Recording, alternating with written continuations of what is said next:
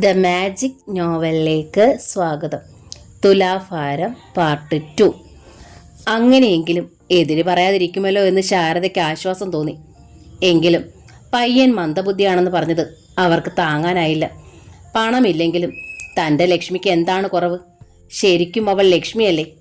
4 കുട്ടികളിലും സുന്ദരി. ഈ ഗ്രാമത്തിലില്ല ഇത്ര സ്ത്രീയുള്ള കുട്ടി എന്നെല്ലാവരും പറയുന്നു. എങ്കിലും എടുത്ത വായിക്ക് തടസ്സം പറയാൻ ശാരദ തയ്യാറായില്ല. ലക്ഷ്മി തുടർന്നും ജോലിക്ക് പോകുന്നത് അവർ സമ്മതിക്കുമോ? മാരാർ അയ്യപ്പൻ നായരെ നോക്കി. അത് ചോദിച്ചിട്ട് പറയാം. അയ്യപ്പൻ നായർ ചിരിച്ചു. ജോലിക്ക് പോയാലും ആ കാശ് മാരാർക്ക് കിട്ടണമെന്ന് ശടിക്കുന്നത് അങ്ങനെ ആച്ചാ പിന്നെ കല്യാണത്തിന് അർത്ഥമില്ലല്ലോ. എങ്കിൽ പിന്നെ അവൾ ജോലിക്ക് പോകണ്ട. മാരാർ സമ്മതിച്ചു. പക്ഷെ ഒരു കാര്യം, എടുപിടിയെന്ന് ജോലി കളഞ്ഞ് ഈ കല്യാണം നടത്തുമ്പോൾ ഈ കുടുംബത്തിലുണ്ടാകുന്ന ക്ഷീണം അവരൊന്ന് പരിഹരിക്കണം. ആലോചിക്കാന്ന് പറഞ്ഞല്ലോ. അയ്യപ്പൻ നായർക്ക് ശുണ്ഠി വന്നു. മുഖത്ത് കയറിയ മഹാലക്ഷ്മി ഇടം കൈകൊണ്ട് തട്ടിയെറിയാതെ നോക്കുക. ഇതല്ലാതൊരു കല്യാണം വേണച്ചാ നല്ല സ്ത്രീധനം കൊടുക്കേണ്ടി വരും. ശാരദയമ്മയോട് കൂടിയാ ഞാൻ പറയണത്. ശാരദ ഒന്ന് നെടുവേർപ്പെട്ടു. അറിയാതെ നനഞ്ഞ കണ്ണുകൾ നേരിയതിൻ്റെ തുമ്പാൽ തുടച്ചു. ഏട്ടത്തിയുടെ ഈ അവസ്ഥയിൽ നമ്മെ തേടി വന്നൊരു അനുഗ്രഹമായത്. തുളസി ലക്ഷ്മിയോട് പറഞ്ഞു. ഏട്ടത്തിക്ക് ആരും അറിയാത്തൊരു കുഴപ്പമുള്ളപ്പോൾ അയാൾക്ക് എല്ലാവരും അറിയുന്നൊരു കുഴപ്പമുണ്ടല്ലോ. അതുപോലുള്ള ആളുകൾക്ക് ഇതുപോലത്തെ ഒരാലോചന കിട്ടാനും പോകുന്നില്ല. മതി. ലക്ഷ്മി തുളസിയുടെ വായ് പൊത്തി. ബുദ്ധിയുള്ളവരെ ചതിച്ചാൽ അതിനൊരു അന്തസ്സുണ്ട്. ബുദ്ധിയില്ലാത്തവരെ ചതിക്കുന്നത് നികൃഷ്ടമായ ക്രൂരതയാണ്. എന്നെ ചതിച്ച ആ മനുഷ്യൻ ചെയ്തതിലും വലിയ ക്രൂരത. മന്ദനാകുമ്പോൾ ആ ചതി അറിയില്ലല്ലോ ഏട്ടത്തി. ഏട്ടത്തിയുടെ കുട്ടിയെ ആ പാവം സ്വന്തം കുട്ടിയായി കരുതിക്കൊള്ളും. നിനക്കെങ്ങനെ ഇത്ര ക്രൂരമായി സംസാരിക്കാൻ കഴിയുന്നു? തുളസി, മുമ്പ് നീ ഇങ്ങനെ ആയിരുന്നല്ലോ. എൻ്റെ ജീവിതം രക്ഷിക്കാനാണോ അതോ ഈ വീടിൻ്റെ മാനം രക്ഷിക്കാനോ? രണ്ടിനും. തുളസി ലക്ഷ്മിയെ തഴുകി.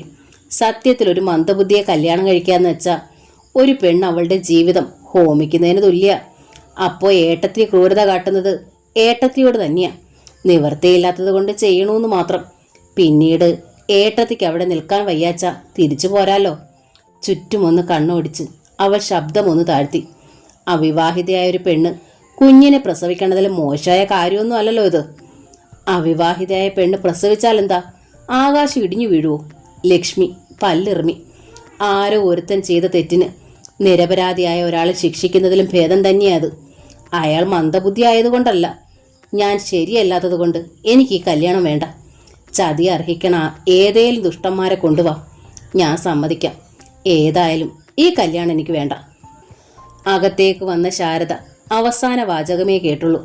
വേണ്ടെങ്കിൽ വേണ്ട, അവർ പറഞ്ഞു. വന്ന വഴി എതിര് പറഞ്ഞില്ലെന്നേ ഉള്ളൂ.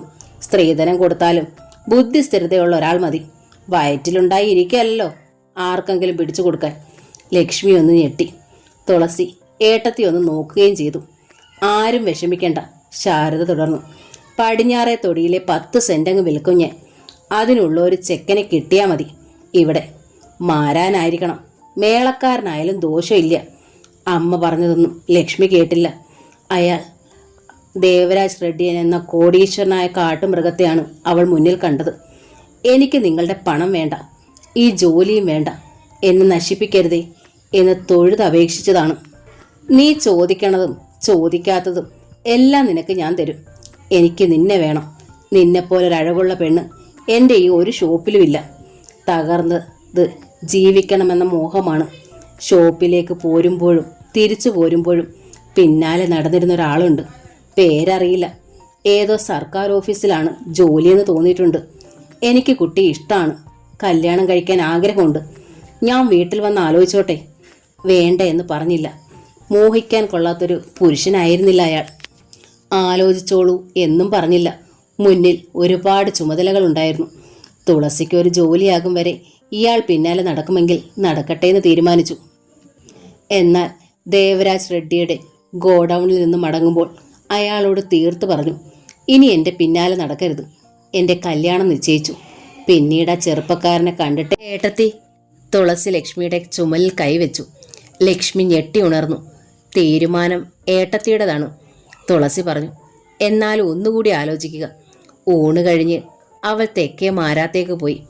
ഉറങ്ങാനായി കിടന്നതാണ് മാരാർ. തുളസിയെ കണ്ട് അദ്ദേഹം തല പൊക്കി എഴുന്നേറ്റു. ജോലിയായതിൽ പിന്നെ തുളസിക്കുട്ടിയെ ഇങ്ങോട്ട് കണ്ടതേ ഇല്ലല്ലോ. രാവിലെ പോയാൽ വരുമ്പോൾ സന്ധ്യ കഴിയും അമ്മാമ്മേ. ഇന്നലെ ഒരു ശനിയാഴ്ചയും ഇന്നൊരു ഞായറാഴ്ചയും കിട്ടി. തുണികൾ തിരുമ്മി ഉണക്കി ഇസ്തിരിയിട്ട് വെക്കുകയായിരുന്നു.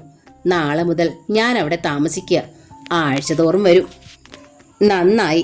ശേഖരമാരാർ തലയാട്ടി. നേരം പുലരും മുമ്പേ വീട്ടിൽ നിന്നിറങ്ങി ഇരുട്ടായ ശേഷം വരണത് പെൺകുട്ടികൾക്ക് നന്നല്ല. അകത്തുനിന്ന് നകുലൻ ജനാലയ്ക്കൽ മുഖം കാട്ടി. തുളസി ഒന്ന് പുഞ്ചിരിച്ചു. അതോടെ അയാൾ അകത്തേക്ക് മാഞ്ഞു.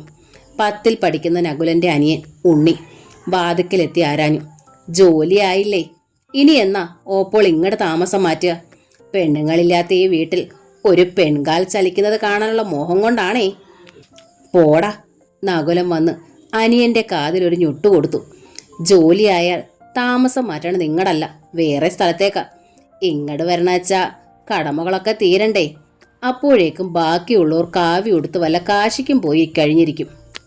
തുളസിയുടെ കണ്ണ് നിറഞ്ഞു. ഒരു യാത്ര പോകുമ്പോൾ വഴക്കുണ്ടാക്കാതടാ. ശേഖരമാരാർ നകുലനെ ശാസിച്ചു. നല്ല വാക്ക് പറഞ്ഞ് യാത്രയ്ക്കയക്ക് കുട്ടിയെ. പെട്ടെന്ന് തുളസി കണ്ണു തുടച്ചു. വെളുപ്പിനെ പോകും. അതാ ഇപ്പോഴേ വന്ന് യാത്ര പറഞ്ഞത്. ഒതുക്കിറങ്ങി അവൾ പുറത്തേക്ക് നടന്നു. സന്ധ്യയ്ക്ക് തൃക്കൈയിൽ ദീപാരാധന തൊഴാൻ പോകണമെന്നുണ്ടായിരുന്നു തുളസിക്ക്. മാരാത്ത് ചെന്നപ്പോൾ പിണക്കം നടിച്ച സ്ഥിതിക്ക് ഗോപുരത്തെങ്കൽ വന്ന് കാത്തു നിൽക്കാതിരിക്കില്ല. ഇങ്ങോട്ട് വരില്ലെന്ന് മാത്രം. ഏട്ടനുമായി ചേർച്ചയിലല്ല. തിടുക്കത്തിലാണ് തുളസി ജോലികൾ തീർത്തത്. എന്നിട്ട് കുളത്തിലിറങ്ങി മേൽ കഴുകാൻ ഒരുങ്ങുകയായിരുന്നു. അപ്പോൾ ശാരദ വിളിച്ചു പറഞ്ഞു, ഗന്ധർവ ക്ഷേത്രത്തിൽ കത്തിക്കാനുള്ള നിലവിളക്കും ചങ്ങലവട്ടവും ഒന്ന് തേച്ച് വെക്കേണ്ട തുളസി. കുട്ടികൾ മോറിയാൽ വൃത്തിയാകില്ല. ലക്ഷ്മി തലവേദനയാണെന്ന് പറഞ്ഞ് അകത്ത് കിടക്കുക.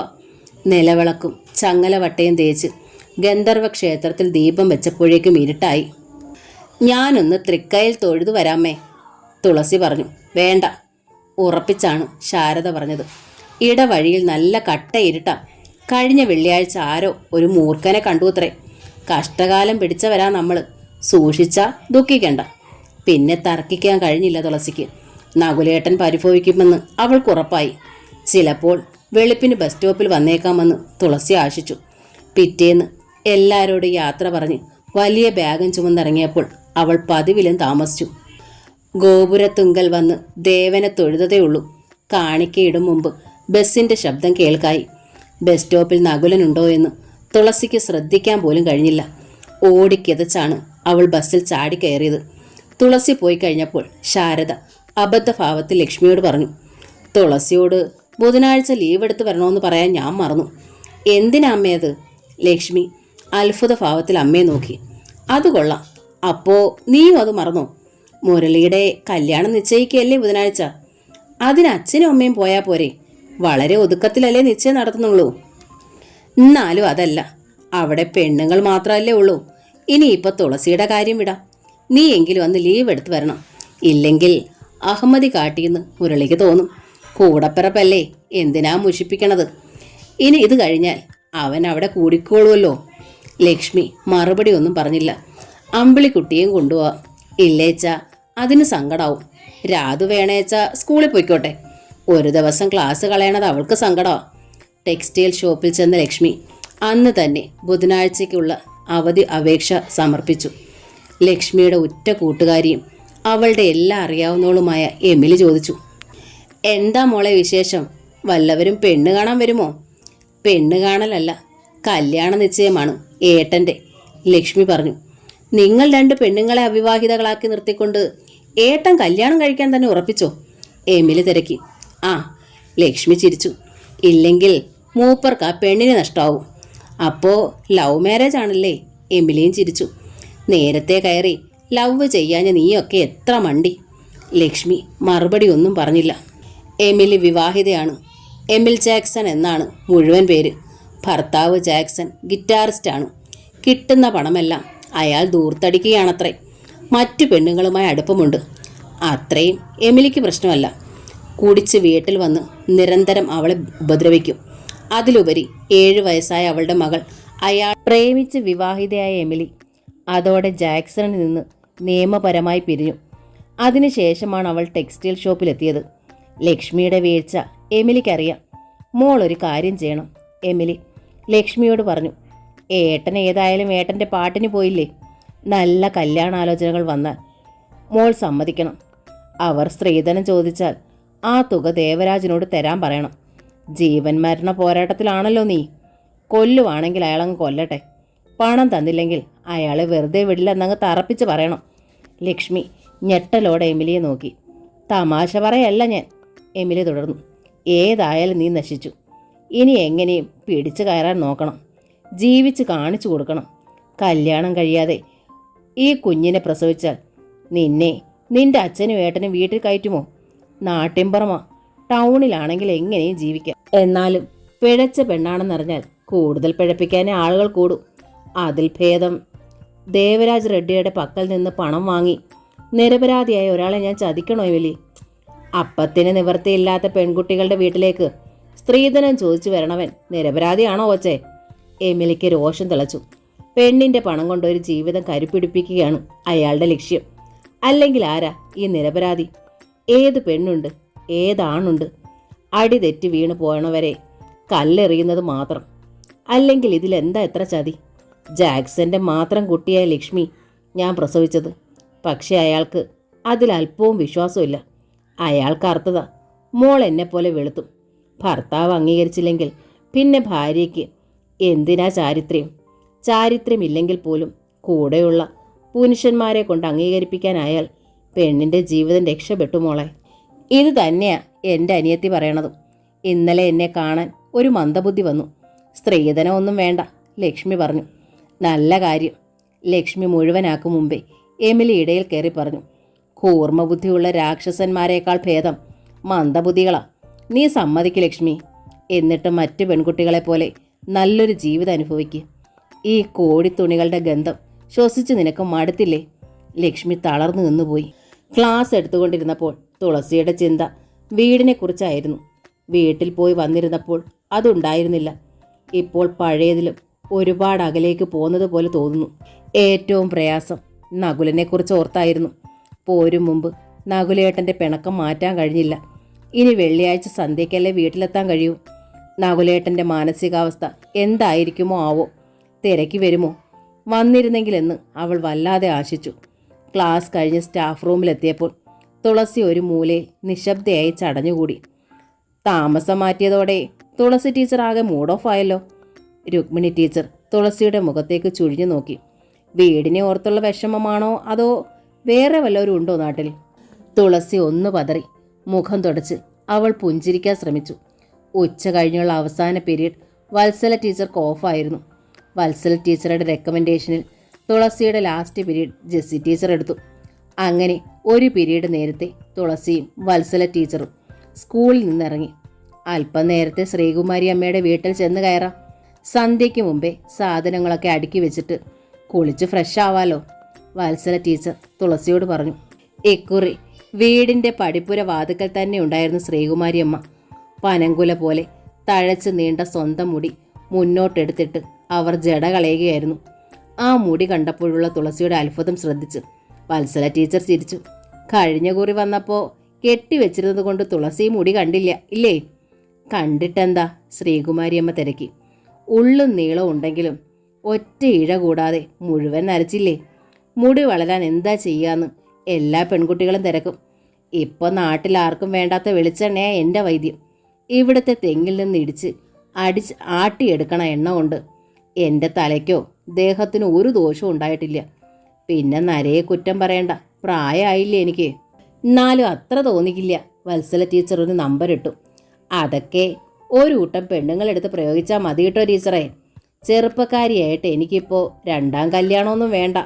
എൻ്റെ കൃഷ്ണൻ ഒരു പെൺകുട്ടിയെ തേടിക്കൊണ്ടിരിക്കുക ഞാൻ. ശ്രീകുമാരി അമ്മയുടെ അവസാന വാചകം കേട്ട് വത്സല ടീച്ചർ തുളസി ഒന്ന് അർത്ഥഗർഭമായി നോക്കി. തുളസി അത് അവഗണിച്ചു. തുളസിയുടെ കയ്യിൽ ഒരു വലിയ ബാഗ് മാത്രമേ ഉണ്ടായിരുന്നുള്ളൂ. അത് ശ്രദ്ധിച്ചിട്ട് ശ്രീകുമാരിയമ്മ തിരക്കി. ഇതേയുള്ളൂ ആകെ? മതിയില്ലോ.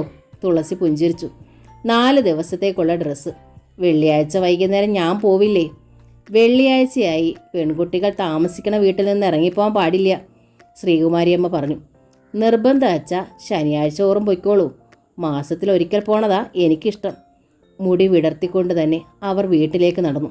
പുറകെ തുളസിയും വത്സല ടീച്ചറും. രാവിലെ കുളിച്ചാൽ മുടി വേറെടുക്കാൻ പറ്റണത് സന്ധ്യയ്ക്ക് മുമ്പാ.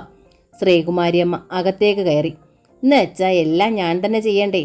മുറ്റമടിക്കാനും പാത്രം മോറാനും ഒരുത്തി വരും. കുട്ടികൾക്ക് വല്ല പാടില്ലായകയും വന്നാൽ അവളെ പിന്നെ മഷിയിട്ട് നോക്കിയാൽ കാണില്ല. കൂടെ നടന്നുകൊണ്ട് തുളസി പറഞ്ഞു, ഇനി അമ്മയ്ക്ക് എന്താ വേണ്ടത്? ഞാൻ ചെയ്തു തരാം. ശ്രീകുമാരിയമ്മ തിരിഞ്ഞ് തുളസി ഒന്ന് നോക്കി പുഞ്ചിരിച്ചു. സ്നേഹത്തിൻ്റെ നിറവാർന്ന പുഞ്ചിരി. ഈ അമ്മ ഒരു കാലത്തൊരു അപൂർവ സുന്ദരിയായിരുന്നെന്ന് തുളസിക്ക് തോന്നി.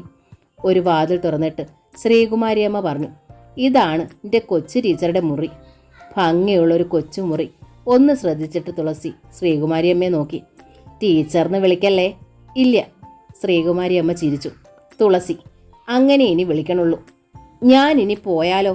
പൂമുഖത്ത് നിന്ന് വത്സല ടീച്ചർ വിളിച്ചു ചോദിച്ചു. എൻ്റെ വീട്ടിലെ സ്ഥിതി അതായതുകൊണ്ടാ.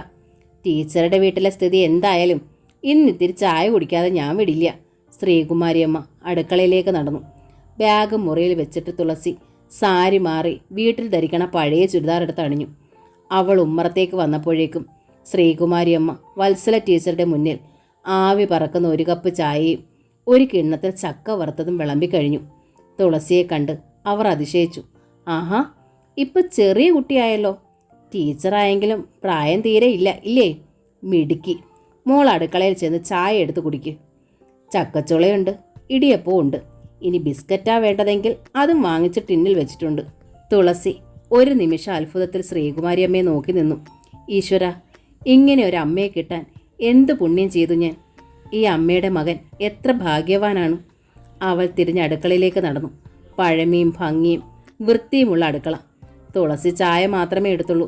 വത്സല ടീച്ചർ പോയപ്പോൾ ശ്രീകുമാരിയമ്മ തുളസിയോട് പറഞ്ഞു, മോൾ കുളിക്കണുണ്ടോ? കുളിമുറിയുണ്ട്, താഴെ കുളിപ്പരയുണ്ട്. കുളിക്കണമെച്ചാൽ നേരത്തെ വേണം. ഇല്ലേച്ചാൽ മുടി ഉണങ്ങാൻ പ്രയാസമാവും. ഇല്ലേച്ചാൽ മേല് കഴിയാലും മതി. ഞാൻ പറഞ്ഞു എന്ന് വെച്ച് പതിവുണ്ടച്ചാൽ ചെയ്താൽ മതി. ഇതല്ല. കുളപ്പുരയിൽ പോയി ഞാൻ കുളിച്ചോളാം അമ്മേ. സോപ്പും തോർത്തും എടുത്ത് അവൾ ഇറങ്ങി. തണുപ്പുള്ള വെള്ളവാ, അധികം മുങ്ങണ്ട, ശ്രീകുമാരിയമ്മ വിളിച്ചു പറഞ്ഞു.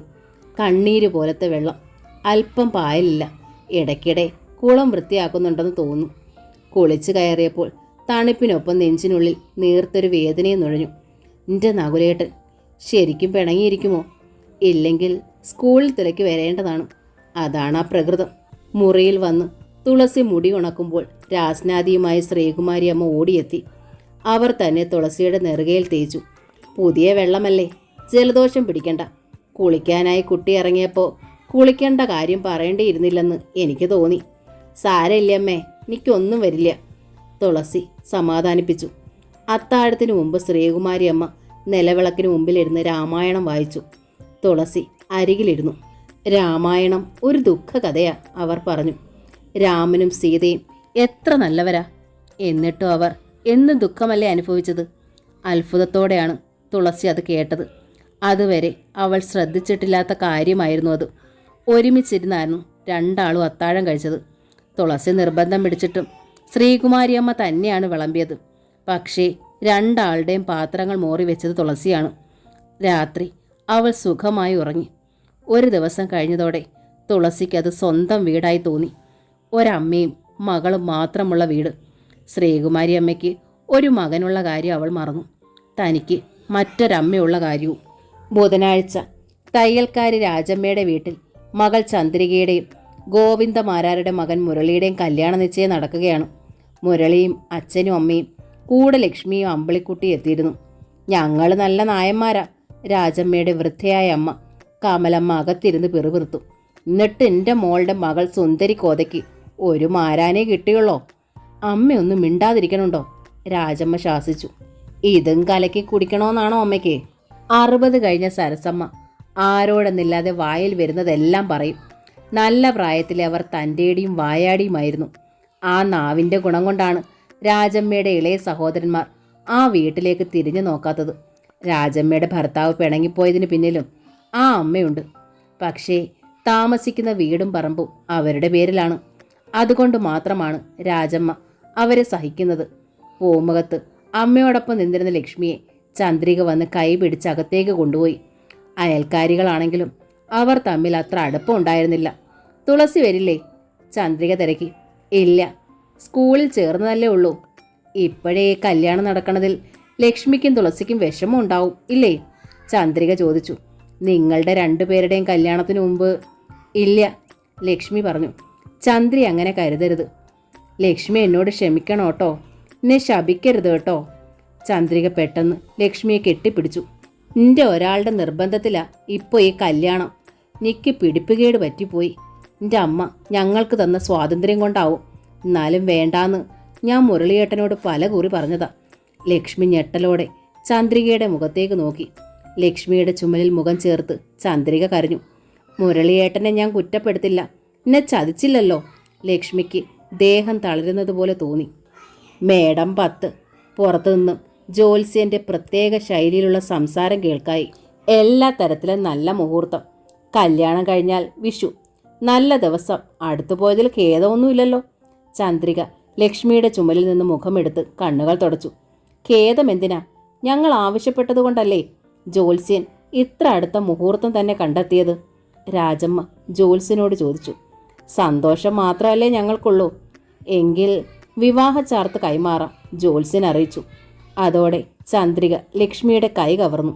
വരൂ, നമുക്ക് ഉമ്മറത്തേക്ക് ചെല്ലാം. ചന്ദ്രികയുടെ പിന്നാലെ ലക്ഷ്മിയും ഉമ്മറ വാതിക്കലേക്ക് ചെന്നു. ഇപ്പോഴേ നാത്തൂമാർ തമ്മിൽ നല്ല സ്വരുമയായല്ലോ. ശാരദ വാത്സല്യത്തോടെ രണ്ടുപേരെ നോക്കി.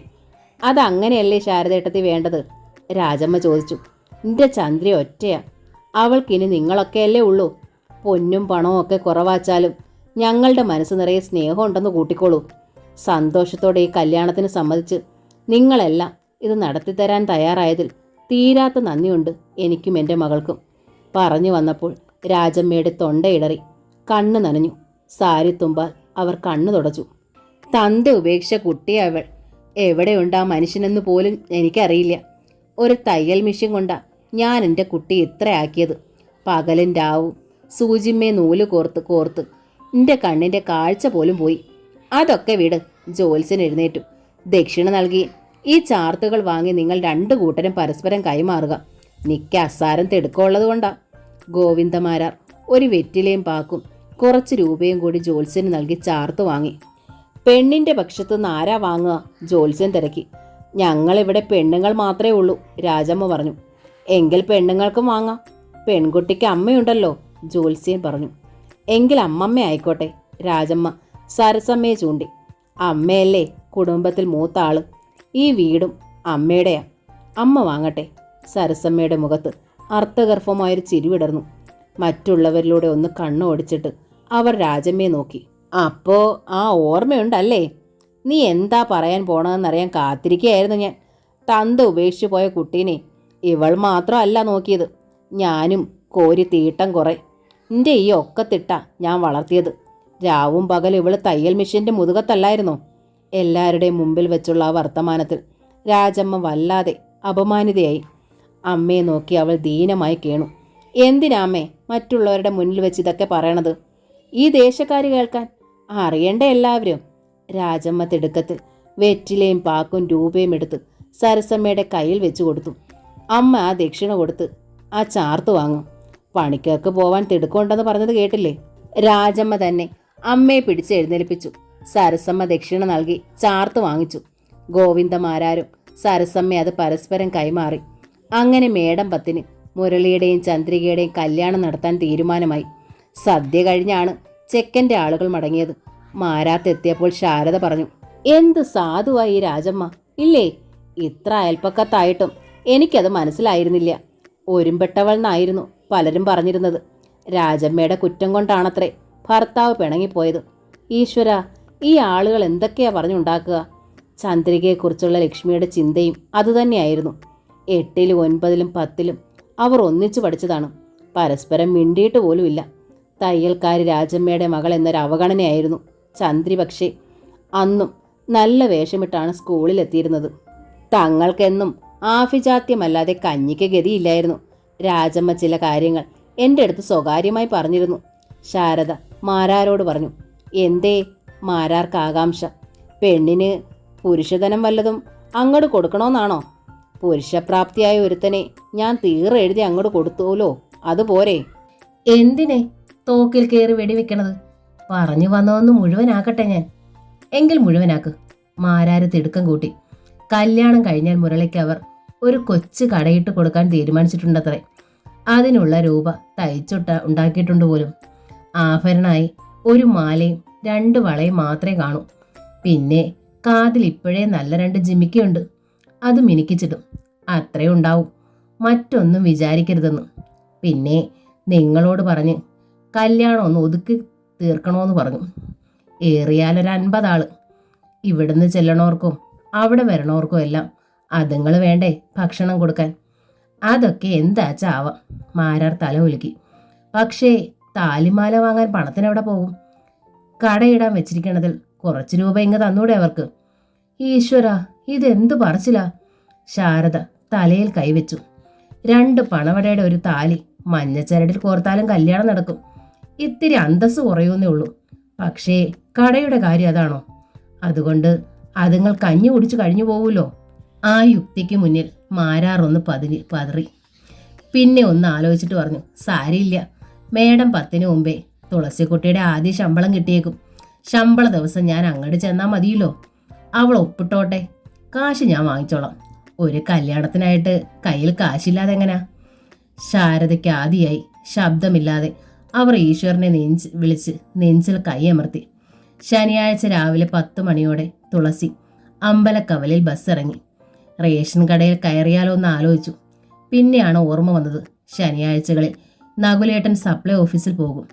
ഉച്ചതിരിഞ്ഞ ആൾ കടയിലുണ്ടാകും. നേരെ അവൾ മാരാത്തെത്തി. ലക്ഷ്മി ടെക്സ്റ്റൈൽ ഷോപ്പിൽ പോയി കഴിഞ്ഞിരുന്നു. നീ എന്തേ വെള്ളിയാഴ്ച വൈകുന്നേരം എത്തുമെന്ന് പറഞ്ഞിട്ട് എത്താതിരുന്നത്? ശാരദ ചോദിച്ചു.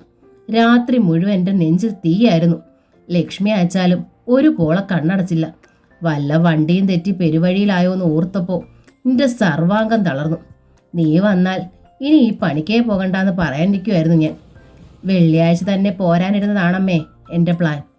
തുളസി ചിരിക്കാൻ ശ്രമിച്ചു. പക്ഷേ ഞാൻ താമസിക്കുന്ന വീട്ടിലെ അമ്മ സമ്മതിക്കണ്ടേ? സ്നേഹത്തിൻ്റെ നിറകുടമായൊരമ്മ പറഞ്ഞാൽ എതിർത്തിട്ട് പോരണത് എങ്ങനെയാ? ഇവിടുത്തെ സകല ആളുകളെ ഇതിനിടെ ആ അമ്മ മനപ്പാടമാക്കി.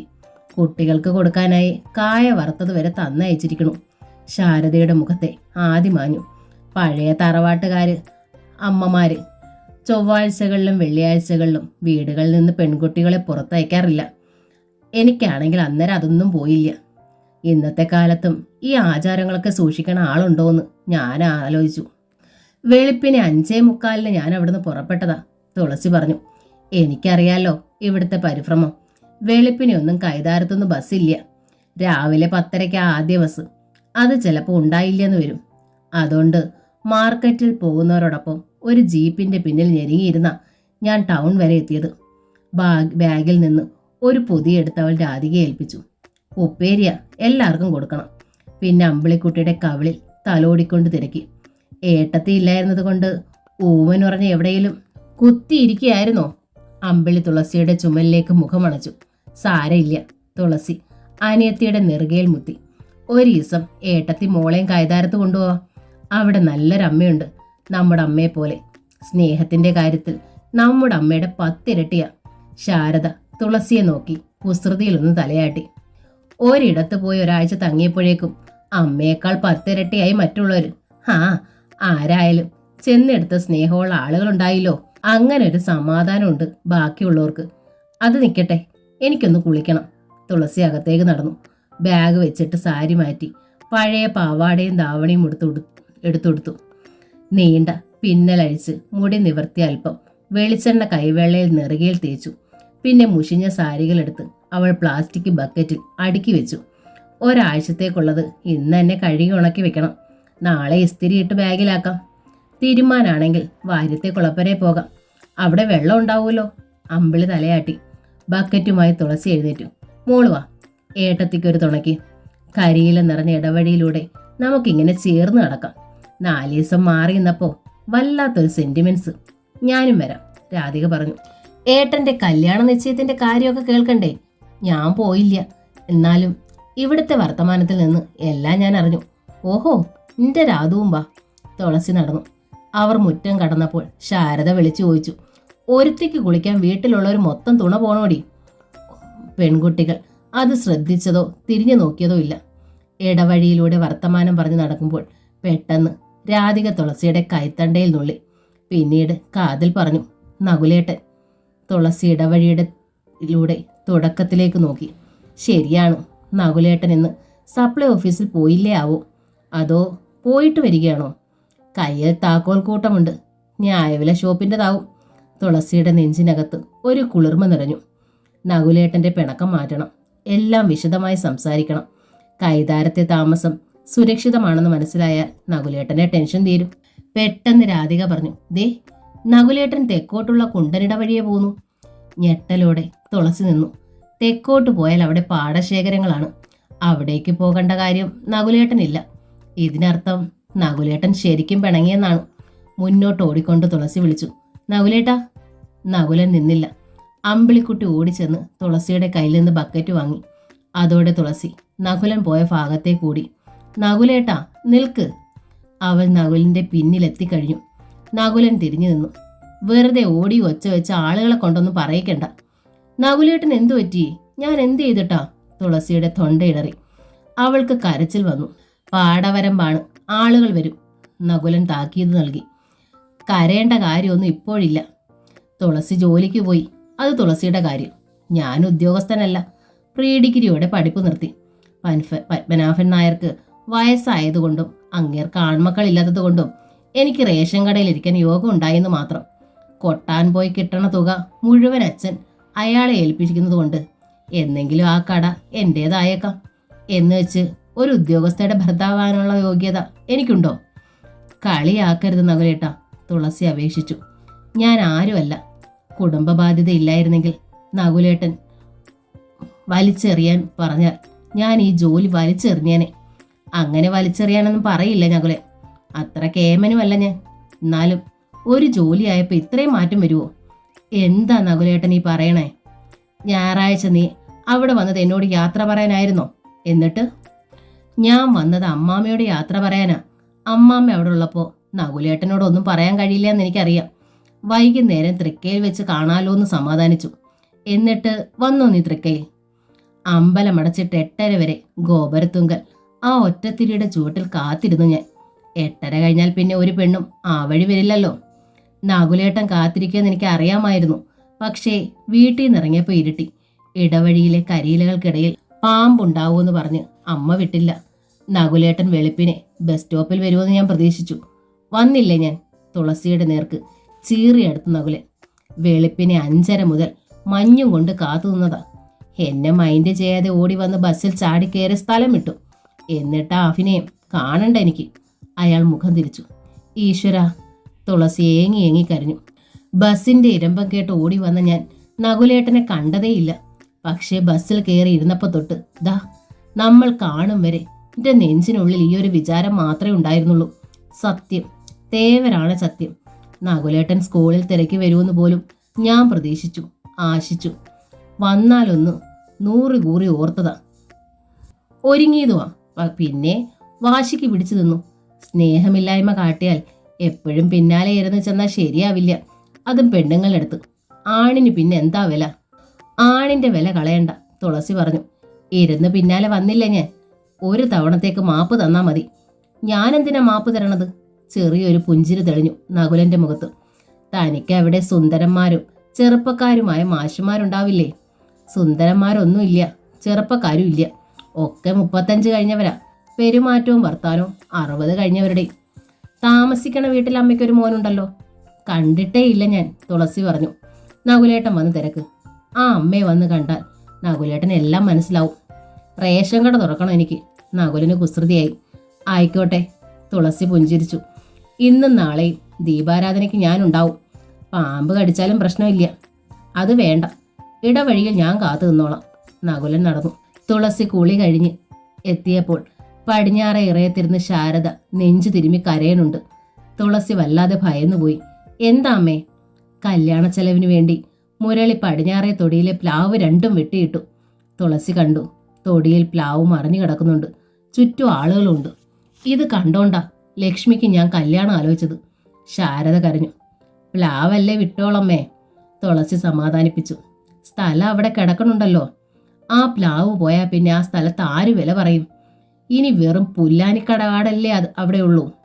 രാത്രിയിൽ ലക്ഷ്മി എത്തിയപ്പോൾ ശാരദയോട് പറഞ്ഞു, എൻ്റെ അമ്മ വിഷമിക്കണ്ട. സ്ത്രീധനം വേണ്ടാത്ത ആ മന്ദബുദ്ധി മതി എനിക്ക്. ഞാൻ തീരുമാനിച്ചു. തുളസിക്ക് അത് വിശ്വസിക്കാനായില്ല. ആലോചിച്ചപ്പോൾ അതിൽ തെറ്റില്ലാന്ന് എനിക്ക് തോന്നി മോളെ. ലക്ഷ്മി തുളസിയോട് പറഞ്ഞു, ഞാൻ ചതിക്കുന്നത് അയാളെ അല്ലല്ലോ, എന്നെ തന്നെയല്ലേ. അയാൾക്ക് വേണ്ടി എൻ്റെ ജന്മം ഞാൻ ഒഴിഞ്ഞു വെക്കുകയല്ലേ. ഞാൻ ആ കൂടെ ആത്മാർത്ഥമായി ജീവിക്കും. സ്നേഹിക്കാനായില്ലെങ്കിൽ പോലും എൻ്റെ ഹൃദയം നിറയെ കരുണയുണ്ടായിരിക്കും. ആ ജീവിതത്തിന് ഒരു നല്ല അർത്ഥം ഉണ്ടാകുമെന്ന എൻ്റെ പ്രതീക്ഷ. എമിലി എന്നെ പ്രേരിപ്പിച്ചു. ബുദ്ധിയുള്ള ദുഷ്ടന്മാരെ എനിക്ക് വേണ്ട.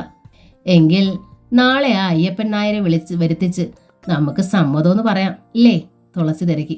ആ, ലക്ഷ്മി തലയാട്ടി. പിറ്റേന്ന് ഞായറാഴ്ച വരുത്തിക്കാതെ തന്നെ അയ്യപ്പൻ നായർ വന്നു. ഉമ്മറത്തുണ്ടായിരുന്ന ഗോവിന്ദമാരാരോട് അയാൾ ചിരിയോടെ അറിയിച്ചു. രോഗി ഇച്ഛിച്ചതും തന്നെ വൈദ്യരും വിധിച്ചു മാരാരെ.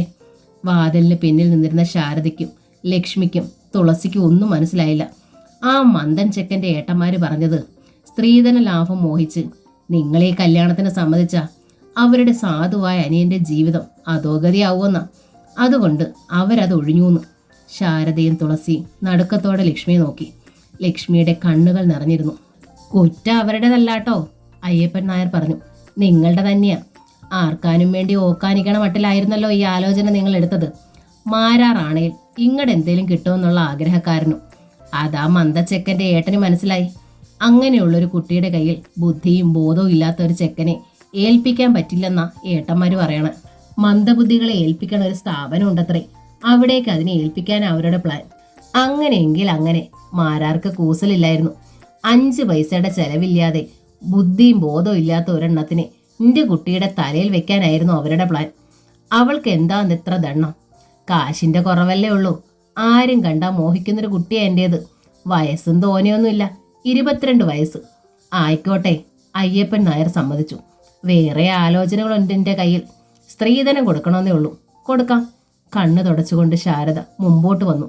ഞങ്ങളുടെ കൊക്കിൽ ഒതുങ്ങണ ഒരാലോചന മതി അയ്യപ്പൻ നായരെ. അതോടെ ലക്ഷ്മി തിരിഞ്ഞ് അകത്തേക്ക് പോയി. സ്ത്രീധനം കൊടുക്കാമെന്നോ? മാരാർ ഞെട്ടലോടെ ഭാര്യയുടെ നേർക്ക് തിരിഞ്ഞു. എവിടുന്നെടുത്ത്? പടിഞ്ഞാറെ അതിരിലെ 10 സെന്റ് കൊടുക്ക ഞാൻ, ശാരദ പറഞ്ഞു. വഴിയുള്ളത് കൊണ്ട് വില കെട്ടാതിരിക്കില്ല. നിങ്ങൾ പറയണ പോലെ 22 അല്ല ലക്ഷ്മിക്ക്, 26 ഇനിയെങ്കിലും ആരുടെയെങ്കിലും ഒപ്പം എനിക്ക് അതിനെ അയക്കണം. എനിക്ക് വല്ലതും പിഴഞ്ഞാൽ എൻ്റെ പെൺകുട്ടികൾ തെണ്ടും. ഉള്ളത് മുഴുവൻ വിറ്റ് ലക്ഷ്മി അയച്ചാൽ താഴെ ഉള്ളതുങ്ങൾ എന്ത് ചെയ്യും ശാരദേ? മാരാർ ചോദിച്ചു. തുളസിക്ക് സർക്കാർ ജോലി ഇല്ലേ? ഒരു 3 വർഷമെങ്കിലും കഴിഞ്ഞിട്ട് മതി അവളുടെ കല്യാണം. അമ്പിളി കുട്ടി അയച്ച മിണ്ടാൻ വയ്യാത്ത കുട്ടി. അതിനിപ്പോൾ ആരും കല്യാണം കഴിക്കുമെന്ന് ഇരിക്കണ്ട. ഏട്ടത്തിമാരുടെ ആരുടെയെങ്കിലും കൂടെ അത് നിന്നോളും. പിന്നെയുള്ളത് രാധു മാത്രമാ. കുട്ടിയല്ലേ അത്. ലക്ഷ്മിയും തുളസിയും കൂടി എന്തേലും ഒരു വഴി അതിനായി കണ്ടോളും. മാരാരുടെ ഭാര്യ പറയണതാ ശരി, അയ്യപ്പൻ നായർ പറഞ്ഞു. ഒന്നിന്റെ കണ്ണ് തെളിച്ചു വിട്ടാ അത്രയെങ്കിലും ആയില്ലോ. അമ്മമാർ ചിന്തിക്കുക അതാ. വിവരമുള്ള അച്ഛന്മാരും. മാരാർ ഒന്ന് കുഴഞ്ഞു. പിന്നെ സ്ത്രീധനം ചോദിക്കണത് അത്ര തെറ്റൊന്നുമല്ല, അയ്യപ്പൻ നായർ തുടർന്നു. ആണുങ്ങൾക്കും അവരുടെ കുടുംബക്കാർക്കുമേ അത് മനസ്സിലാകൂ. വേലയും കൂലിയില്ലാത്തൊരു ചെക്കനെ നിങ്ങളുടെ മകൾ സ്വീകരിക്കൂ? ഇല്ലല്ലോ. എന്താ കാരണം? കല്യാണം കഴിക്കണ ചെക്കനെ കൊണ്ട് പെണ്ണിന് പ്രയോജനം ഉണ്ടാവണം. അവൻ അവളെ നോക്കണം. അതേപോലെ താലി കെട്ടണ പെണ്ണിനെ കൊണ്ട് ചെക്കനും എന്തേലും പ്രയോജനം ഉണ്ടാവണ്ടേ ഭാവിയിലേക്കായി? പിന്നെ പെണ്ണിന്റെ ഷെയറാ ഇപ്പൊ ചെക്കന്മാര് ചോദിക്കണത്. അതിൽ അന്യായമൊന്നും ഇല്ലല്ലോ. അതിപ്പോ എങ്ങനെയായാലും സ്ത്രീധനം ചോദിക്കണത് തെറ്റ് തന്നെയാ, മാരാർ പറഞ്ഞു. അത്തരക്കാരെ ജയിലിലടച്ചിടിക്കണം. വിവരമുള്ള അച്ഛന്മാർ സ്ത്രീധനം ചോദിച്ചു വരണവർക്ക് പെൺമക്കളെ കൊടുക്കില്ല. ശാരദ അസഹ്യതയിൽ തലയിൽ കൈവച്ചു. അയ്യപ്പൻ നായർ ചിരിച്ചതേ ഉള്ളൂ. എങ്കിൽ ഞാൻ ഇതുവഴി വരണില്ല. അല്പശേ സ്ത്രീധനം വാങ്ങുകയും കൊടുക്കുകയും ചെയ്യണവരെ കൊണ്ടേ എനിക്ക് പ്രയോജനമുള്ളൂ. ഇയാളുടെ പെൺമക്കളെ ചുട്ട് തിന്നിയോ പുഴുങ്ങി തിന്നിയോ എന്താച്ചാ ചെയ്? അയ്യപ്പൻ നായർ എഴുന്നേറ്റ് പുറത്തേക്ക് നടന്നു. അയ്യപ്പൻ നായരെ, ശാരദ വിളിച്ചു. കുട്ടികളുടെ അച്ഛൻ അങ്ങനെ പറഞ്ഞെന്ന് വെച്ച് ഇതുവഴി വരാതിരിക്കരുതേ. നല്ല ആലോചന കൊണ്ടുവരികയും വേണം. ഞങ്ങളുടെ കഴിവിനനുസരിച്ച് എന്താച്ചാ കൊടുക്കുകയും ചെയ്യാം. അയ്യപ്പൻ നായർ വിളി കേട്ടതായി നടിക്കുകയോ തിരിഞ്ഞു നോക്കുകയോ ചെയ്തില്ല. അയാൾ നടന്ന് ഇടവഴിയിൽ മറഞ്ഞു. ശാരദ ആദ്യമായി ഭർത്താവിനോട് കയർത്തു. എല്ലാം കുട്ടിച്ചോറാക്കി തൃപ്തിയായല്ലോ ഇപ്പോൾ. മാരാർ ഒരക്ഷരവും മിണ്ടിയില്ല. സ്വന്തം കുട്ടികളാ, അതുങ്ങൾക്കൊരു ജീവിതം വേണമെന്ന് വിചാരമില്ലാതെ പോയില്ലോ. ഇതാണോ ഒരച്ഛൻ്റെ സ്നേഹം? എനിക്ക് സ്നേഹമില്ലെന്നാ ശാരദ പറയണത്? മാരാർ ചോദിച്ചു. നിക്ക് അവരെ കൊത്തിത്തിരിപ്പാൻ തിടുക്കമായി അല്ലേ? എനിക്കെൻ്റെ കുട്ടികളെ കണ്ടു മതിയായില്ല. എൻ്റെ ഈശ്വരാ, ശാരദ കരഞ്ഞു. എന്തൊരു തലതിരിഞ്ഞ മനസ്സ്! എത്രയാന്ന് വെച്ചാ ഒരമ്മ ഇതൊക്കെ സഹിക്കുക? അവർ കരഞ്ഞുകൊണ്ട് അകത്തേക്ക് പോയി. ഒരു പ്രതിമ പോലെ ചുവർ ചാരി നിൽപ്പുണ്ടായിരുന്നു തുളസി. മാരാർ എഴുന്നേറ്റ് തുളസിയുടെ അരികിലെത്തി. സ്ത്രീധന കാര്യത്തിൽ നിന്റെ അഭിപ്രായം എന്താ മോളെ? നീ പഠിച്ചവളല്ലേ, ഒരു അധ്യാപികയല്ലേ, നീ പറ. പെട്ടെന്ന് തുളസി വെട്ടിത്തിരിഞ്ഞ് അകത്തേക്ക് നടന്നു. മാരാർ വല്ലാതെയായി. ആ മുഖം താണു. വൈകുന്നേരം തൃക്കയിൽ വെച്ച് നകുലനും തുളസിയും കണ്ടു. അവർ ഒന്നിച്ച് നടക്കുന്നത് കണ്ടാലും ആരും ശ്രദ്ധിക്കില്ല. മുറപ്പെണ്ണും മുറച്ചിറക്കനുമാണെന്ന് എല്ലാവർക്കും അറിയാം. ഒരാൾ മറ്റേയാൾക്കായി പരസ്പരം ഒഴിഞ്ഞു വെച്ചിരിക്കുകയാണെന്ന്. കുറേ കഴിയുമ്പോൾ ഒരു ദിവസം തൃക്കയിൽ വെച്ച് തന്നെ ആ താലികെട്ട് നടക്കുമെന്ന് നാട്ടുകാർക്കറിയാം. അതിനെതിരായി ആരുമില്ല. ഏട്ടൻ്റെ കല്യാണം നിശ്ചയിച്ച കാര്യം ഇന്നലെയാ ഞാൻ അറിഞ്ഞത്, നകുലൻ തുളസിയോട് പറഞ്ഞു. കവലയിലെ പരദൂഷണ സംഘത്തിന്റെ നാവിൽ നിന്നും. എന്നെ അറിയിക്കണ്ട, അച്ഛനെങ്കിലും ഒന്ന് അറിയിക്കണമല്ലോ. മുരളിയേട്ടൻ്റെ സ്വന്തം അമ്മാമയാണല്ലോ, മറിഞ്ഞതും തിരിഞ്ഞതൊന്നും അല്ലല്ലോ. ഞാൻ പറഞ്ഞിരുന്നില്ലേ നകുലേട്ടനോട്? വഴിയിൽ വെച്ചോ റേഷൻ ഷോപ്പിൽ വെച്ചോ നീ പറഞ്ഞിരിക്കും എൻ്റെ അടുത്ത്. അതുപോലാണോ കല്യാണ നിശ്ചയത്തിന് പറയുക? എന്ത് കല്യാണ നിശ്ചയം? തുളസി കൈമലർത്തി. ചെക്കൻ്റെ വീട്ടുകാരും പെണ്ണിൻ്റെ വീട്ടുകാരും മാത്രം മതിയെന്നായിരുന്നു ഏട്ടൻ്റെ തീരുമാനം. പണച്ചിലവോർത്താവും. ഏതായാലും ഞാൻ അതിലൊന്നും തലയിട്ടില്ല. ഞാൻ സ്ഥലത്തും ഉണ്ടായിരുന്നില്ല. 2 സഹോദരിമാർ നിൽക്കെ തിടുക്കം കൂട്ടി സ്വന്തം കല്യാണം നടത്തിയ ഏട്ടൻ്റെ വകതിരിവിനെ കുറിച്ച് ഞാൻ പറഞ്ഞു തരേണ്ട കാര്യമൊന്നുമില്ലല്ലോ. ഏട്ടത്തിയുടെ കല്യാണമെങ്കിലും നടത്താമായിരുന്നു എൻ്റെ ഏട്ടന്. ഏട്ടത്തിന്ന് ഞാൻ വിളിക്കാൻ തുടങ്ങിയത് തന്നെ നമ്മൾ തമ്മിൽ അടുപ്പമായ ശേഷമാണ്. സത്യത്തിൽ ലക്ഷ്മിയും ഞാനും ഒരു പ്രായമാണ്. മാസം മൂപ്പ് ആർക്കാണെന്ന് ഇപ്പോഴും നിശ്ചയമില്ല. ആർക്കായാലും ഏട്ടത്തിന് തന്നെ വിളിച്ചാൽ മതി. നാണത്തോടെ തുളസി നകുലിനെ നോക്കി. ഇല്ലേച്ചാ, രണ്ടും മുറപ്പെണ്ണാവുമ്പം ആരെ വേൾക്കണോന്ന് സംശയം ഉണ്ടായാലോ? ഒറ്റ വീക്ക് തിരിഞ്ഞ് തുളസിയുടെ നേർക്ക് കൈ ഓങ്ങി നകുലൻ. തുളസി ചിരിയോടെ ഒഴിഞ്ഞു മാറി. ആട്ടെ, കല്യാണ നിശ്ചയം അങ്ങനെ നടന്നു. നകുലൻ തുളസിയെ നോക്കി. കല്യാണത്തിനെങ്കിലും തെക്കേ മാരാത്തേക്ക് ക്ഷണം ഉണ്ടാവുമോ? അതോ നിശ്ചയം പോലെ തന്നെ 2 വീട്ടുകാർ മാത്രം മതിയെന്ന് തീരുമാനിക്കുമോ? അറിയാനായി ചോദിക്കുക. നേരത്തെ അറിഞ്ഞ അന്നേ ദിവസം ഈ ദേശത്തുനിന്ന് എവിടേക്കെങ്കിലും മാറി നിൽക്കാലോ എന്ന് നിരീച്ച. ആളുകളുടെ ചോദ്യത്തിന് മറുപടി പറയണ്ടല്ലോ. ആളുകളെ എത്ര ചുരുക്കിയാലും കല്യാണത്തിന് അമ്മാമ്മയെ വിളിക്കാതിരിക്കില്ല. അത് അമ്മ സമ്മതിക്കില്ല, തുളസി പറഞ്ഞു. അമ്മാമ്മയെ വിളിക്കണ കാര്യമല്ല ഞാൻ പറഞ്ഞത്, നകുലൻ അറിയിച്ചു. അവിടെ ചെന്ന് നിന്റെ അമ്മ കാല് പിടിച്ചു പറഞ്ഞാലും നിശ്ചയം പറയാത്ത കല്യാണത്തിന് എൻ്റെ അച്ഛൻ പോവില്ല. അത്ര തെണ്ടിമേൽക്കോയ്മയൊന്നും ശേഖരമാരാരെ കിട്ടില്ലേ മോളെ. വടക്കൻ കേരളത്തിലെ 1ാമത്തെ മേളക്കാരനാ. നേരെ വന്നാൽ ഇന്നാട്ടിൽ ഏത് സാധാരണക്കാരനും അച്ഛനെ തൊഴും. ഈ നാട്ടിൽ എൻ്റെ അച്ഛന് വില കൽപ്പിക്കാത്തവർ നിന്റെ അച്ഛനും ഏട്ടനും മാത്രമാ. അതാണല്ലോ സ്വന്തം ചോരയ്ക്കുള്ള മഹിമ. തുളസി ഒരക്ഷരവും മറുപടി പറഞ്ഞില്ല. ഇതൊന്നും നിന്റെ കുറ്റമല്ലെന്ന് എനിക്കറിയാം, നകുലൻ പറഞ്ഞു. ആ സ്വരം ഒന്ന് താഴുകയും ചെയ്തു. പക്ഷേ പറയുമ്പം അറിയാതെ പറഞ്ഞു പോവും. വഴിത്തിരിവിലെത്തിയിരുന്നു അവർ. ഇടവഴിയിൽ നല്ല ഇരുട്ടുമായിരുന്നു. വെളുപ്പിനെ ഞാൻ പോകും, തുളസി പറഞ്ഞു. ഞാൻ ബസ് സ്റ്റോപ്പിൽ വരണോ? നകുലൻ ചോദിച്ചു. വേണ്ട, തുളസി പറഞ്ഞു. വന്നാലും ഞാൻ ഓടി വരുമ്പോഴേക്കും ബസ് വന്നാൽ മിണ്ടാൻ പോലും കഴിഞ്ഞില്ലെന്ന് വരും. പിന്നെ അത് 2 ആൾക്കും ഒരാഴ്ചത്തേക്ക് സങ്കടത്തിനുള്ള കാരണമാവും. എന്തിനാ അത്?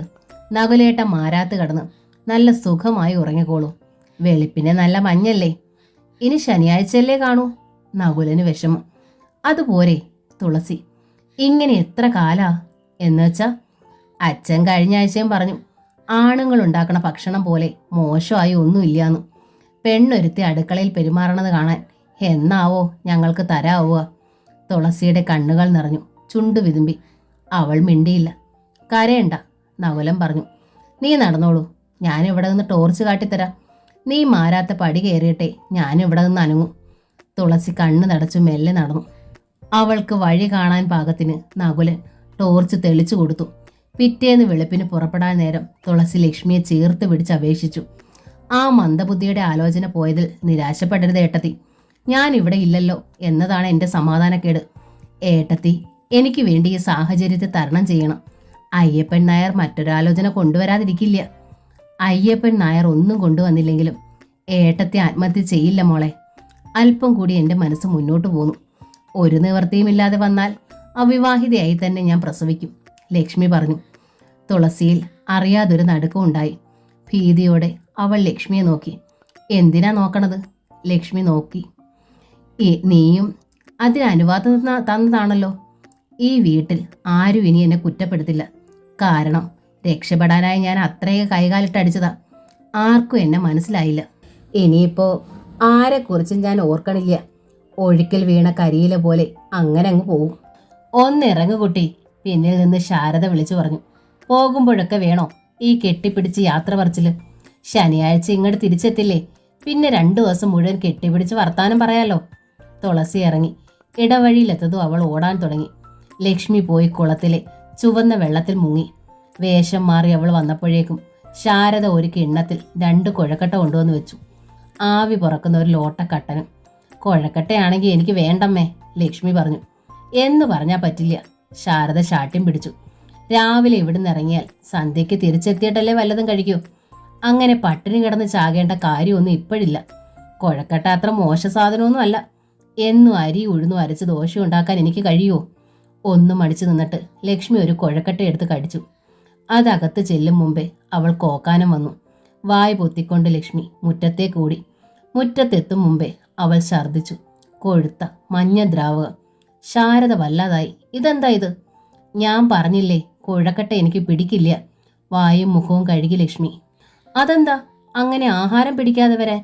ഇവിടെ ആദ്യമായിട്ടല്ലല്ലോ കുഴക്കട്ട ഉണ്ടാക്കണത്. നീ ധാരാളം കഴിച്ചിട്ടുമുണ്ട്.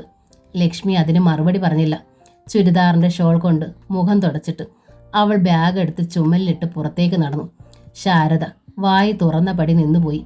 പക്ഷേ ലക്ഷ്മിയെ ഒരു തരത്തിലും അവർക്ക് സംശയിക്കാനായില്ല. അത്ര വിവേകവും അച്ചടക്കവും ഉള്ള കുട്ടിയാണ്.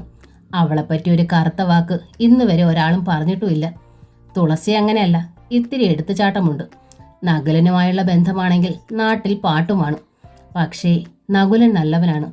ഓപ്പയുടെ മകനാണ്. എപ്പോൾ വേണമെങ്കിലും അവൻ തുളസിയെ തെക്കേ മാരാത്തേക്ക് കൂട്ടിക്കൊണ്ടു പോയിക്കോളും.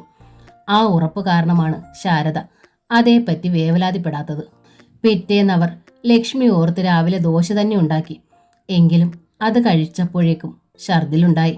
ഈശ്വര, എന്താ ഇത്? ശാരദ നെഞ്ചിൽ തല്ലി. ലക്ഷ്മി അമ്മയുടെ വായ് പൊത്തി. എനിക്കൊന്നുമില്ല. ശാരദ പക്ഷെ ഒതുങ്ങിയില്ല. ലക്ഷ്മിയുടെ കൈ പിടിച്ചു മാറ്റിയിട്ട് അവർ തിരക്കി. നീ ഈ മാസം കുളിച്ചോ? ഉവ്, കഴിഞ്ഞ ആഴ്ച അടുക്കളയിലും തെക്കിനിയിലും കയറാതെ 4 ദിവസം ഞാൻ മാറിയിരുന്നത് അമ്മ മറന്നോ? ശാരദ ആലോചിച്ചു നോക്കി. ലക്ഷ്മി മാറിയിരുന്നതായി അവർക്ക് ഓർമ്മ വന്നില്ല. എങ്കിലും അവൾ അത്രയും ഉറപ്പിച്ച് പറഞ്ഞപ്പോൾ ശാരദ വിശ്വസിച്ചു. പഴയ പോലെ അടുക്കള ശുദ്ധമൊന്നും അവർ നോക്കാറില്ല. ഒന്നിലധികം പെൺകുട്ടികളുള്ള വീട്ടിൽ അതൊന്നും നടക്കില്ലെന്ന് ശാരദയ്ക്കറിയാം. തുളസിയാണെങ്കിൽ അത്തരം ആചാരങ്ങൾക്കെതിരുമാണ്. അമ്പലത്തിൽ പോവുകയും സർപ്പത്തിന് വിളക്ക് വെക്കുകയും ചെയ്യില്ലെന്ന് മാത്രം. 3-ാം നാൾ ലക്ഷ്മി ഛർദിച്ചില്ല.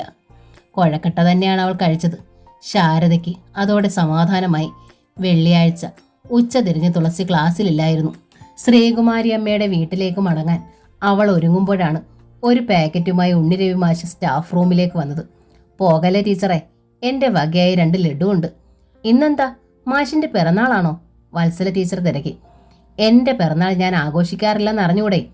ഊർമിയുടെ പിറന്നാളായിന്ന്. മകരത്തിലെ തിരുവാതിര. ആരാണ് ഊർമി എന്നറിയാത്ത ഭാവത്തിൽ തുളസി മറ്റ് അധ്യാപകരെ നോക്കി. മറക്കാതെ പിറന്നാൾ ആഘോഷിച്ചാൽ മാത്രം മതിയോ? ലഡു വാങ്ങിക്കൊണ്ട് രുക്മിണി ടീച്ചർ അർത്ഥഗർഭമായി ഉണ്ണിരവി മാഷ് നോക്കി. മനുഷ്യർക്ക് ആവശ്യമുള്ള മറ്റൊന്നും വേണ്ടല്ലോ. ആരാ ഊർമി? തുളസി വത്സല ടീച്ചറുടെ കാതിൽ തിരക്കി. ഹെഡ് മാസ്റ്റർ കല്യാണം കഴിച്ചിട്ടില്ലെന്ന് അവൾക്കറിയാം. ഊർമി എന്ന് പേര് വിളിക്കണമെങ്കിൽ അനിയത്തിക്കുട്ടി ആയിരിക്കുമോ? മാഷ് കല്യാണം കഴിക്കാൻ തീരുമാനിച്ചിരിക്കുന്ന പെൺകുട്ടിയാ ഊർമിള.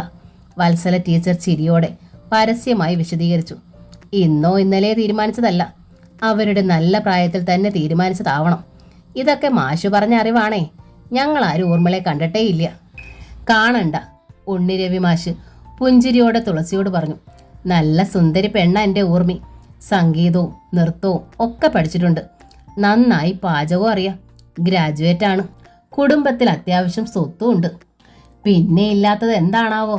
കുസൃതി ചിരിയോടെ അബു മാഷ് ആരാഞ്ഞു.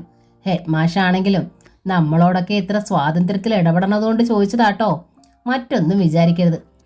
ഇല്ലാത്തത് തലയിലെടുത്താണ് മാഷേ. ഉണ്ണിരവി മാഷ് ചിരിച്ചു. ചിരിക്കുമ്പോൾ ആ കണ്ണുകൾ നനയുന്നത് തുളസി കണ്ടു. തലയിലെഴുത്തൊന്നും അല്ല, രുക്മിണി ടീച്ചർ പറഞ്ഞു. മാഷിന്റെ ധൈര്യക്കുറവാ. കല്യാണം കഴിക്കാൻ ചില ആണുങ്ങൾക്ക് പേടിയാ. എൻ്റെ മൂത്തേട്ടൻ അങ്ങനെ നിന്നുപോയ ആളാ. അല്ലാതെ പിന്നെ മാഷിന് ബാധ്യതകളൊന്നും ഇല്ലല്ലോ. ഒറ്റാൻ തടിയല്ലേ. പേടിയല്ല ടീച്ചറെ. അബുമാഷി വീണ്ടും ചിരിച്ചു. ഉണ്ണിരവി മാഷിന്റെ തലയിലെ കുറച്ച് മുടി കൂടി നരയ്ക്കാനുണ്ട്. അതുകൂടെ ഒന്ന് നരയ്ക്കണം. പിന്നെ കൈതാരം സ്കൂളിൽ നിന്ന് പെൻഷനും ആവണം. അതിനായി കാത്തിരിക്കുക മാഷ്. തുടർന്ന് പടക്കം പൊട്ടും പോലുള്ള ചിരി. ഉണ്ണിരവി മാഷും ഉണ്ടായിരുന്നു ആ കൂട്ടത്തിൽ. തനിക്ക് കിട്ടിയ ലഡു തിന്നാതെ തുളസി ശ്രീകുമാരി അമ്മയുടെ വീട്ടിലേക്ക് കൊണ്ടുവന്നു. മധുരം വയ്യെനിക്ക്, എന്നാലും എൻ്റെ മോള് കൊണ്ടുവന്നേയല്ലേ. ശ്രീകുമാരി അമ്മ ഒരു ലഡു എടുത്തു. സന്ധ്യയ്ക്ക് അവർ ഒരുമിച്ച് വെളയേടിനടുത്തുള്ള ദേവീ ക്ഷേത്രത്തിൽ പോയി ദീപാരാധന തൊഴുതു. മകനായ ശ്രീകുമാരി അമ്മ പുഷ്പാഞ്ജലി കഴിപ്പിച്ചു. അത്താഴം വിളമ്പിയത് തുളസിയാണ്. അപ്പോഴാണ് പുറത്ത് ചുമ കേട്ടത്. അവൾ തന്നെ ഓടിപ്പോയി നോക്കി. വാതിൽ കടന്ന് സുമുഖനായൊരു ചെറുപ്പക്കാരൻ അകത്തേക്ക് വരുന്നു. ജീൻസും ജുബയുമാണ് വേഷം. തുളസി അമ്പരന്ന് നിൽക്കെ അയാൾ ചോദിച്ചു, അമ്മ എവിടെ? ഉടൻ തുളസി അകത്തേക്ക് നോക്കി വിളിച്ചു, അമ്മേ. ശ്രീകുമാരി അമ്മ ഓടി വന്നു. ചെറുപ്പക്കാരനെ കണ്ട് അവർ അത്യാഹ്ലാദത്തിൽ കെട്ടിപ്പിടിച്ചു. ഈശ്വര, നിന്റെ കൃഷ്ണൻ വന്നോ? തുലാഭാരം എന്ന നോവലിൻ്റെ ഈ ഭാഗം ഇവിടെ പൂർണ്ണമാവുകയാണ്. ഈ നോവൽ നിങ്ങൾക്ക് ഇഷ്ടമായെങ്കിൽ ലൈക്ക് ചെയ്ത് ഷെയർ ചെയ്ത് സബ്സ്ക്രൈബ് ചെയ്യണേ. താങ്ക്